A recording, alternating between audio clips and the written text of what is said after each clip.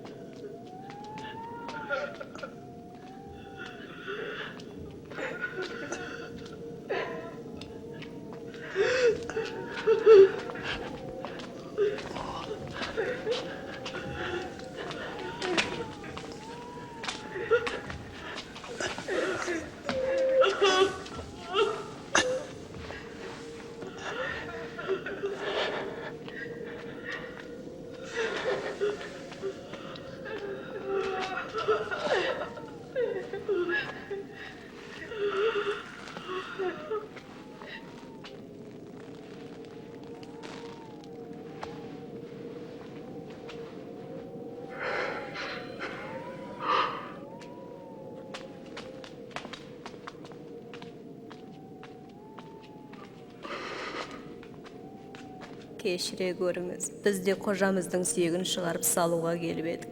Жарайды. Тездетейік. Кеш түсіп бара жатыр ғой.